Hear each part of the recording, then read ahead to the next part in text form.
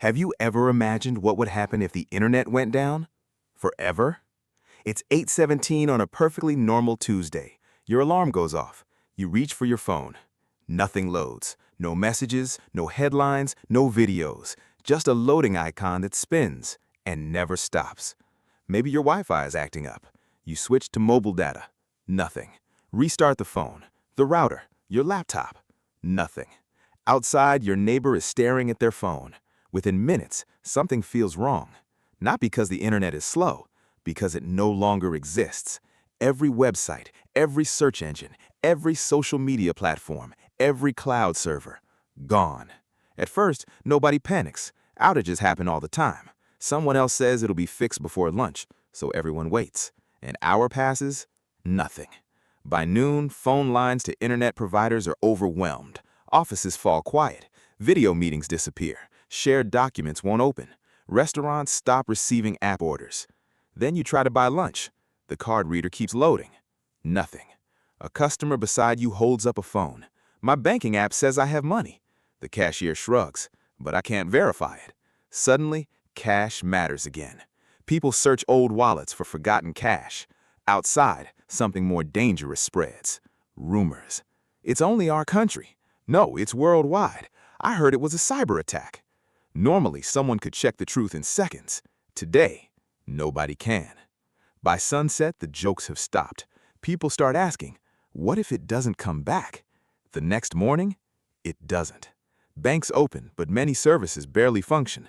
Gas stations still have fuel, but some pumps can't process payments. Cars line up wherever cash still works. Warehouses still have food. Factories still produce it. Farms still grow it. So why would anything run out? Because modern supply chains depend on computers constantly exchanging information. Which store needs milk? Which truck leaves first? Yesterday, those decisions happened automatically. Today, people replace them with phones, radios, paper, and guesswork. By the third day, fresh food begins disappearing. First fruit, then milk, then eggs. One supermarket receives too much bread. Another receives none. Some trucks wait for instructions. Others arrive carrying products nobody requested. The food exists. The coordination doesn't. By the end of the first week, nobody is restarting their router anymore. People understand the internet isn't coming back. Stores tape handwritten notices to their doors. Cash only. Limit 2 per customer. Deliveries delayed. Businesses pull old printers from storage. Paper records return. Radio stations become essential. Physical maps return to cars. To learn what's happening across town, they call someone who lives there. 1 month later, the panic has become adaptation. Millions of jobs built around the internet have disappeared. Online stores, streaming platforms, digital advertising. Influencers with millions of followers suddenly have no audience. But jobs that seemed outdated become valuable again.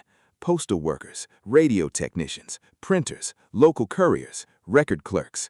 Businesses fill rooms with filing cabinets. Banks rebuild manual systems. Governments create offline communication networks. Companies that once served the planet rebuild around cities and regions. Shopping changes too. You can't browse thousands of products and have one delivered tomorrow. You walk into a store and choose from whatever's there. Finding information changes too. You can't ask a search engine a question and get an answer in seconds. You find a book, call someone who might know, visit a library, or sometimes you simply don't know. But humanity hasn't collapsed. The lights are still on, cars still move, planes still fly, people still work.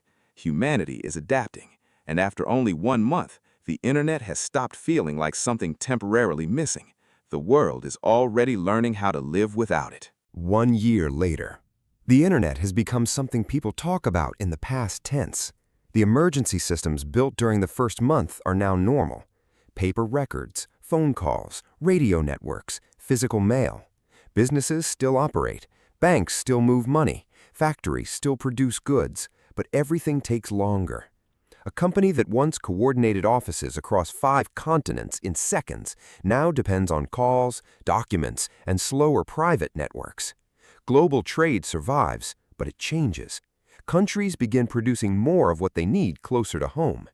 Products once delivered from another continent in days may now take weeks. Some simply disappear from stores. The world hasn't stopped moving. It has become smaller. And science feels it too. A researcher in Japan can still make a discovery. A doctor in Brazil can still develop a new treatment. An engineer in Germany can still invent something revolutionary. But sharing that knowledge across the planet is no longer instant. Research travels through universities, conferences, printed journals, broadcasts, and physical copies. Humanity is still learning, just not together at the same speed. Then, decades pass. Humanity does what humanity always does. It builds. Engineers connect computers inside cities. Cities connect with other cities. Countries build national networks. Eventually, those networks begin reaching across borders. A new digital world starts forming. So, does the internet simply come back? Not exactly. The original internet wasn't one machine you could switch back on. It was billions of devices, data centers, cables, protocols, companies, and people constantly maintaining one enormous system. After decades without it, much of that system is gone. Some servers were shut down, others failed. Hard drives degraded, companies disappeared, passwords were forgotten, software became obsolete, and with them, pieces of our history vanished. 100 years after that Tuesday morning, a team of historians enters an abandoned data center. Rows of silent machines stretch through the darkness.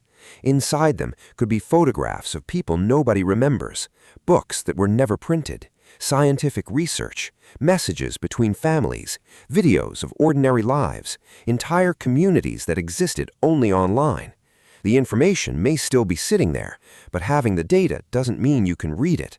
You need compatible hardware, working software, file formats people still understand, encryption keys that may have vanished generations ago.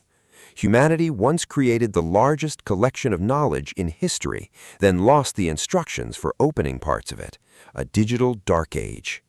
Future generations rebuild their own networks. They create their own websites, their own archives, their own digital world.